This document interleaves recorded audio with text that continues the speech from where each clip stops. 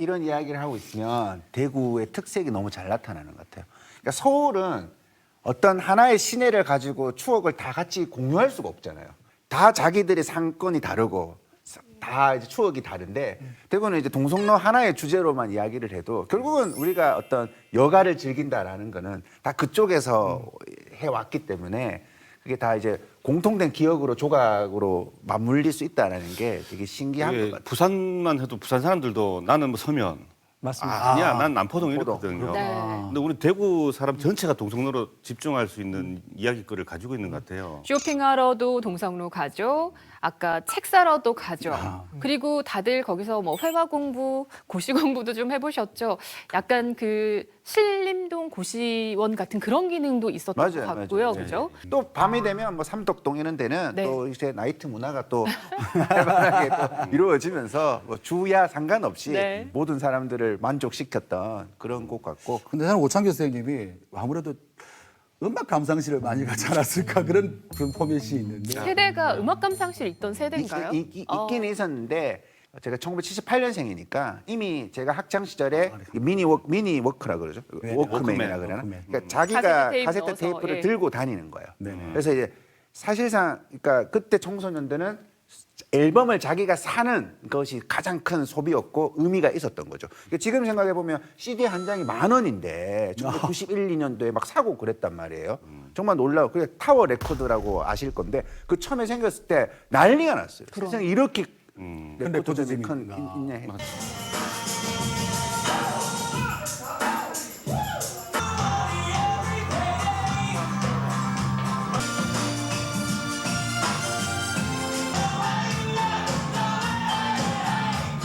그래서 거기서 친구 기다리면서 이렇게 헤드셋도 쓰고 맞아요. 음악 감상할 수 있었는데 그럼 가끔은 그런 상상도 하죠. 라붐의 소피 마르소가 그 영화입니다.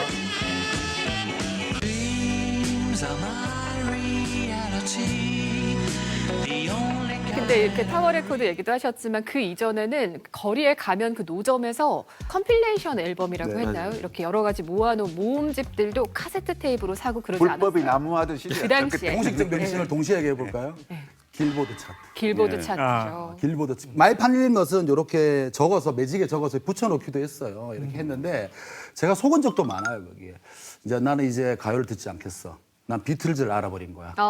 비틀즈가 있더라고요. 아저씨 얼마예요? 2,000원. 딱 가져가서 집에 가서 워크맨 넣고 딱 들었는데 어떻게 들리는지 아십니까? Yesterday. 한국 사람이 불렀는 거죠. 그 필리핀 가수 버전 필리핀 가수 버전도 있고. 기가 막히게 그 잘 부릅니다. 그리고 그게 맞는 줄 알았어요. 저는. 그게 비틀즈인 줄 알았어요. 나중에 알고 보니까 그게 아니더라고요. 그러니까 이 모든 게 지금 시내에서 다 가능했다는 거 아니에요? 이게 그렇게 크지도 않아요. 맞아. 걸어가면 한 15분 만에 맞습니다. 다 할 수 있는 거리에서 추억이 이렇게 수천 가지가 있는 거죠. 아마 이 방송 보시는 분들은 꼭 그걸 느낄 겁니다. 시내 돌아다니면 친구를 두세 번을 마주칩니다. 약속한 친구 아니고 다른 그 모든 오시는 거죠. 참기 오랜만이네 이랬는데 또 빙 돌다가 만나고 빙 돌다가 만나고 이런 경우가 굉장히 그러니까 많죠. 도시에서 한 장소 하나의 키워드를 이렇게 많은 사람이 서로 공유할 수 있다라고 하는 건 굉장히 행복한 거죠. 아 그런가요? 네.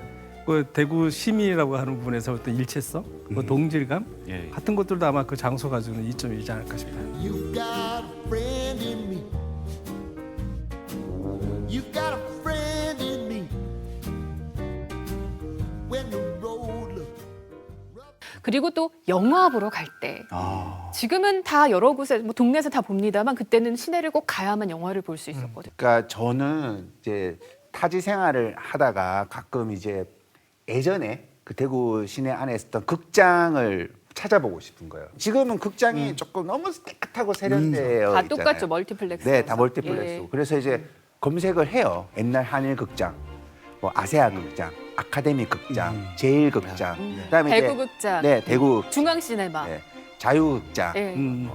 어, 만경관. 홍죽 극장도 있고 뭐 한경관도 있고. 그러니까 예전에 그 약간 투박했던 그 극장의 모습이 있거든요. 딱 건물 하나가 있고 이만한 간판이 걸려 있고. 그러니까 지금의 약간 부동산이나 이런 관점에서는 이해할 수 없는 거죠. 그 좋은 자리에 극장 하나만 만들어 놓고 간판 스크린도 하나고. 안 하고 그랬는데 또 다르게 생각을 해보면 그 극장이 그 안에 다 모여 있었기 때문에 제가 또 여러 극장을 다닐 수 있었고 또 추억이 생긴 거 아닐까. 생각해 보면 굳이 한 건물에 멀티플렉스가 있을 필요가 없었던 것이 조금 뭐 10분, 15분만 걸어가면 다 있으니까. 다 있으니까 그 자체가 동성로 자체가 하나의 멀티플렉스 극장이었던 거네요. 하나가 예. 그렇게 됐군요. 근데 개념 정리가 좀 필요하지 않을까요? 지금은 영화관이 맞습니다. 근데 그 당시엔 다 극장이라 했잖아요. 근데 극장이 극장이라 영화만 그랬죠. 트는 곳은 아니었다. 아. 공연도 많이 했고 가수들 그렇죠. 콘서트도 콘서트, 하고 연극도 공연, 하고 발표회도 하고 뭐 음악회도 하고. 네 그런 게 굉장히 많았고 했는데 예, 그때 좀 요새 문화랑 좀 달라서 단관이니까 그 매표소가 이렇게 밖에 있잖아요. 그렇죠.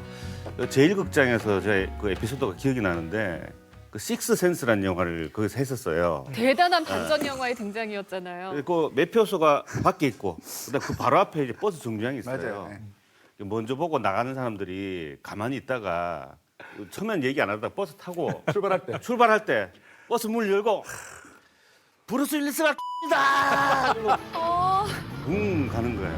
그 우리 서 있던 사람 무슨 말이야? 모르지. 영화를 보다가 에라이씨 이게 전부인데 그 영화의 너무 나쁜 전부인데. 스포일러네요. 그렇죠. 스포일러란 말이 네. 그때 없었어요.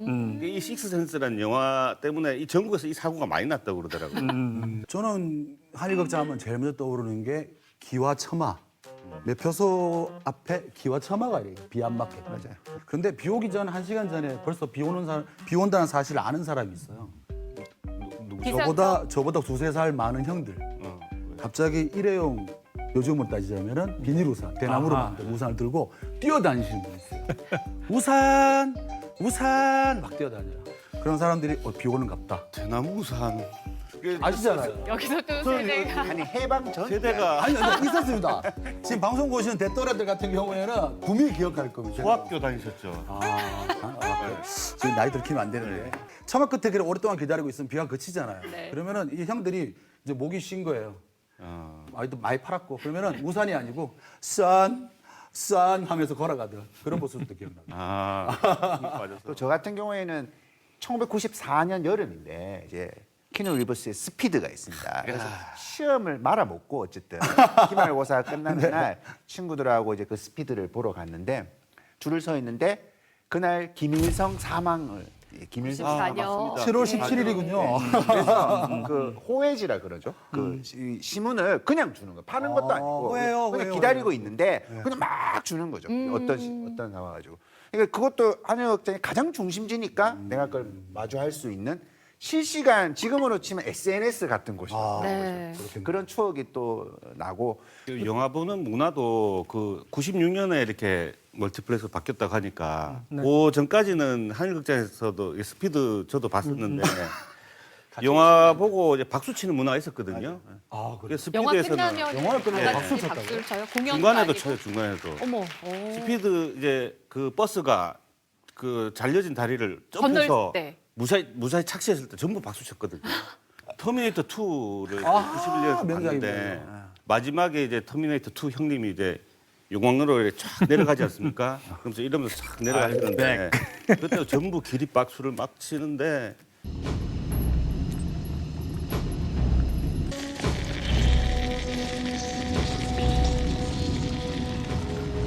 제가 건축 전공인데 우리 건축 학도들은 좀 논란이 있었어요. 이게 건설 현장에서 보면 이제 크레인 기사들 수신호 있잖아요. 네.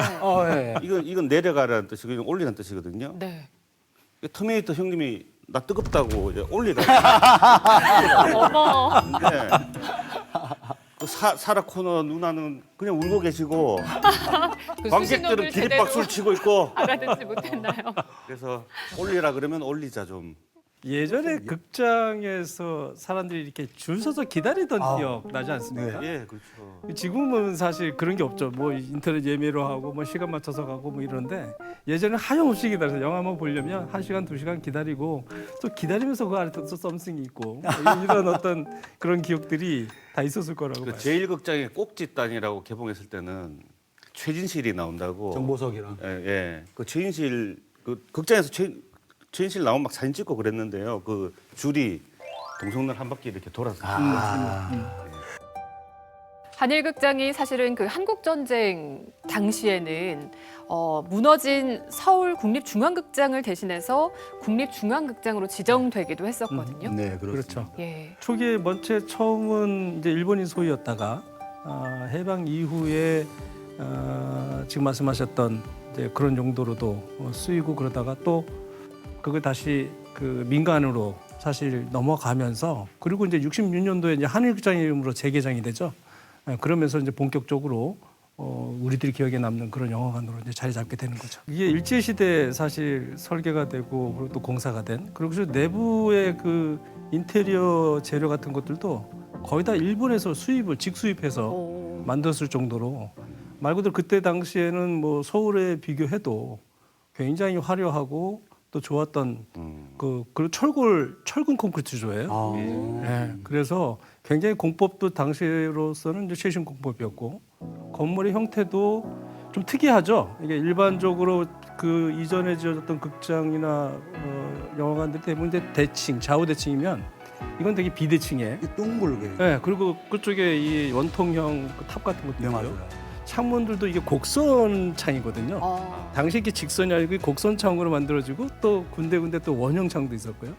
그래서 서구에서 당시에 굉장히 유행했었던 표현주의 그런 건축물 중에 하나입니다. 그게 어쨌든 대구 한복판에 이제 세워질 수 있었던 거는 그래서 사람들이 그 건물에 대한 기억이 굉장히 예, 맞습니다. 특이한 거죠. 네, 그게 되게 인상적이었고 그래서 사실 대구에 남아 있는 굉장히 그 좋은 퀄리티의 그런 군대 건축물이 많은데 그 중에 하나가 그 한일극장이었던 것 같아요. 근데 그게 사실 없어졌다는 거는 우리가 지금 얘기하듯이 뭐 시민의 품격 내지는 도시의 품격이라고 하는 측면에서 보면 그런 건축물이 남아 있었다면 굉장히 좋은 그 도시 이미지를 만들 수 있었을 것이다. 근데 그게 사라진 건 조금 아쉬운 부분이죠. 건물만 사라진 것이 아니라 그 역사도 함께 어떻게 보면은 흐려지는 거 아니겠어요? 그럼요. 도시 내에서의 장소성이라고 하는 건 사실 그 건물만이 아니라 시간과 함께 만들어지는 것이거든요. 근데 그게 글쎄 어떤 경로인지 모르지만 어쨌든 그게 사라졌다라고 하는 부분은 지금도 굉장히 아쉬운 부분이에요. 그러니까 그 외에도 북송로에 있는 뭐 미나카이 백화점이라든지 뭐 이런 것들은 지금도 굉장히 사진상으로만 봐도 정말 품격 있었을 건물 같은데 이제 그런 것들을 그렇다고 해서 그게 없어진 자리가 특별하게 뭐 다른 곳으로 쓰이지도 않거든요. 근데 그걸 왜 없앴을까라고 하는 부분은 굉장히 아쉬운 부분입니다. 기록에 보면은 한국 전쟁 때문에 국립극장 대용을 했었다고 그랬었죠. 하지만 그 전에 사실 제가 또 연극인이지 않겠습니까? 어. 연극 보는 선배님도 뭐라 하시 싶은데 연극이 좀 안 한다고. 연극 깃발 흔들던 날.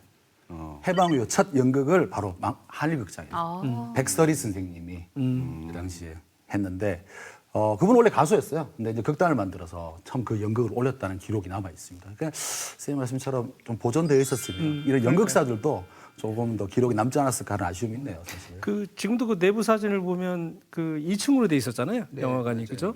그럼 어디 뭐 콘서트나 사실 이런 데서나 볼 수 있는 정도의 규모였으니까 당시에 3층 규모의 그 정도 객석을 가지고 있는 거는 사실 한강 인하면서는 아마 최고로 아마 컸지 않을까 싶어요. 대구 백화점이 올 수 있었던 이유도 그럴 수도 있습니다. 한일극장이 정말 중요한 네. 그 변수였던 것 같아요. 한일극장의 모습을 그러죠. 보면서 뒤로 더 확장을 하면 분명히 더 사람이 몰릴 것이다라는 판단이 이 극장이 가진 효과.